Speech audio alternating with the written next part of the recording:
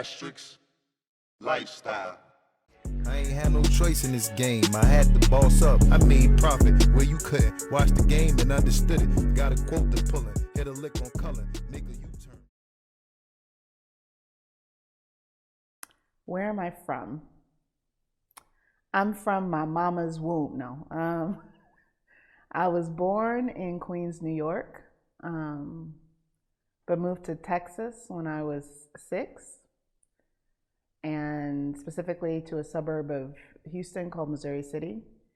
And those two places are where I consider myself from. Both New York, because I was from a family that was all from New York, but also was raised in the South in Texas, in Missouri City, in a black suburb.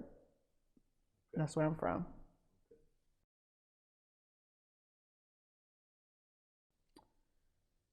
Childhood. I feel like I think about my childhood in two chapters. The first chapter was so exciting and fun, and it was like idyllic in a lot of ways. It was me and my mom and my stepdad and my baby brother, aka Bronz Poppy, but Cole. And we were a family. Oh, and our great aunt Babita, she lived with us, and so we all moved from New York.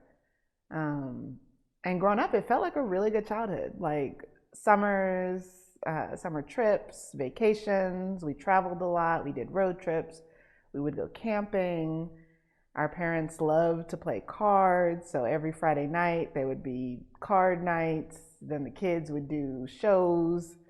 There's some footage somewhere of some of us dancing and doing talent shows for the adults. So the first part of my childhood, I would say it's fascinating. Birth through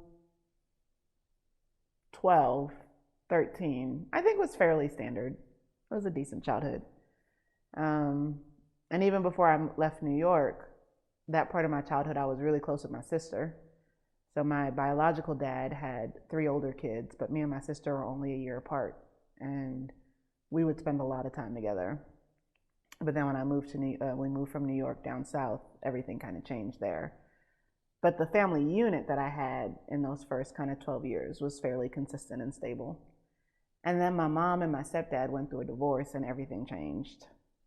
My biological dad came back in the picture, but it was a struggle for all of us. My brother wasn't with me all the time anymore because separation and custody and all of that.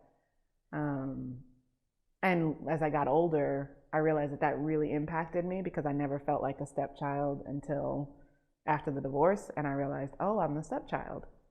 But we got through it, and because I think the latter part of my childhood was a lot, I left as far as I could when it came time to graduate and went out to Atlanta.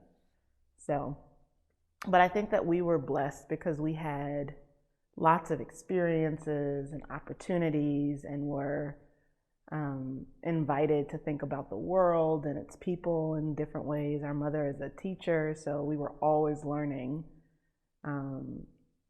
Yeah.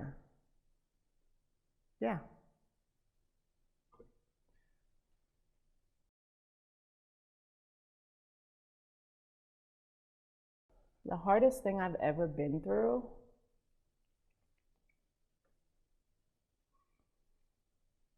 actually, there are probably 2 things that come to mind. One is my divorce. Even though my divorce in and of itself wasn't like a contentious divorce, I'm the eldest daughter in my mother's household. I did everything right. It felt like an epic failure. And I felt like I let a lot of people and God down. And I also felt like I didn't know who I was and the decisions I had made and what drove me to make them. So it felt like a very destabilizing time. And it also triggered my second major depressive episode. And so that was a lot because I was alone. I wasn't with my immediate family. I was living in Atlanta. And Yeah, it was a lot. And then I would say the second that comes to mind is when I decided to walk away from my career of 15 years. Um, and again, had done all the quote unquote right things, had ascended, you know, the corporate ladder, if you will, was very good at my job, had a national platform, and it wasn't aligned. It wasn't what I wanted. It wasn't where I was. The organization I worked for was struggling to show up in ways that I think really mattered in the time of our country that we were in. And I made the decision to leave. And a lot of people didn't understand it because it was a good job with benefits. But it was soul sucking. And I think those actually, both of those times have the same thing in common, where I was in a situation where I felt like my soul was being drained and I didn't feel like the most authentic version of myself. And so, even though those were the hardest times of my life, they set me up for some of the greatest growth and change.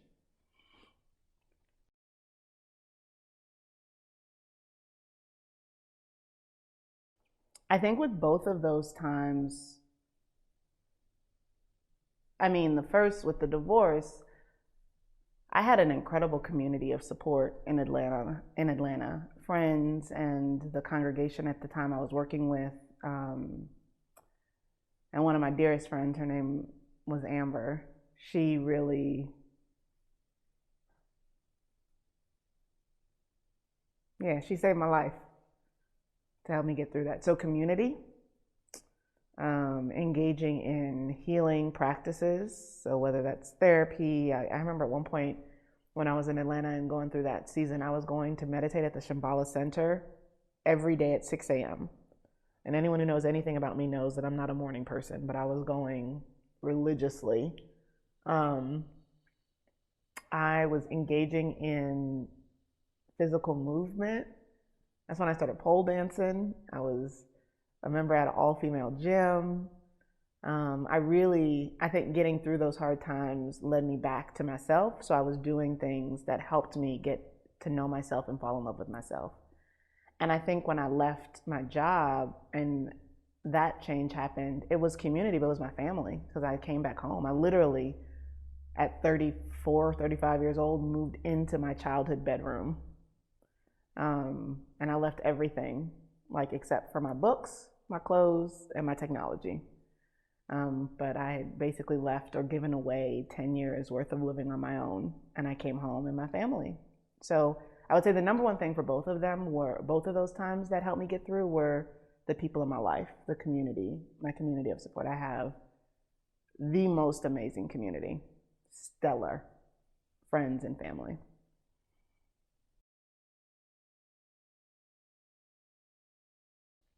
Oh, three rules I live by. Pause rather than push through. I think we live in a culture and a time where it's all about more and fast and make it happen in the hustle. And I think I've learned that there's power in the pause.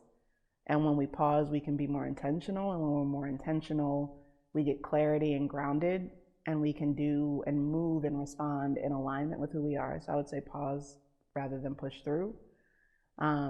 One of my favorite sayings is to turn your judgment into curiosity. So I think I live with a very curious orientation about people, about the world around me, about life.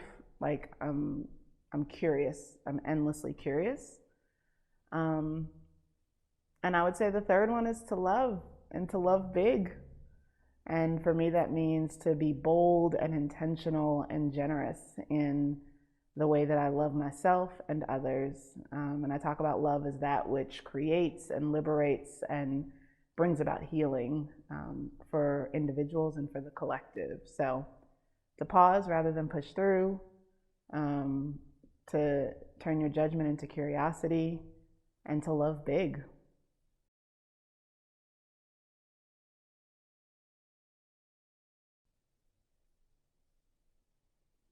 It's interesting because I'm a coach and I don't really give advice, right? My job is to ask questions and to invite people to discover or recover their inner voice of wisdom. And as I say that, I think I would invite people to take stock of your life and to notice when you are doing that which makes your heart sing and when you're doing that which feels life-taking. And to recognize when you notice that you actually have a choice. You get to decide, right, if you're going to live in a way that feels like death and drudgery, or if you're going to live in a way that's characterized by life and joy. And so I think the advice then would be, you always have a choice. We always get to choose. Yeah.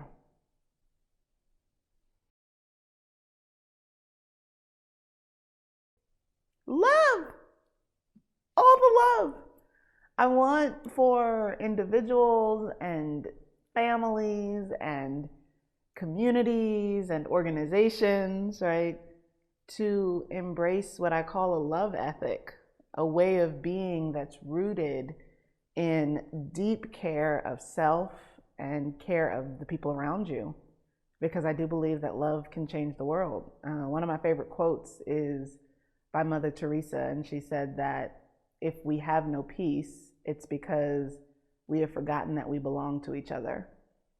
And I think that what love has the power to do is to remind us that we do in fact belong to each other, and not in a possessive way, but in a liberating way.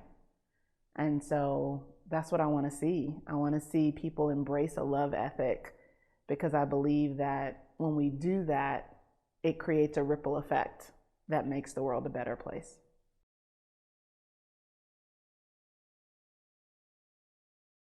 Yeah, so I'm working on my next book. So my first book was Love Big, The Power of Revolutionary Relationships to Heal the World. It was published in 2019. And I'm a writer, but I feel like I had very much gotten far away from my craft.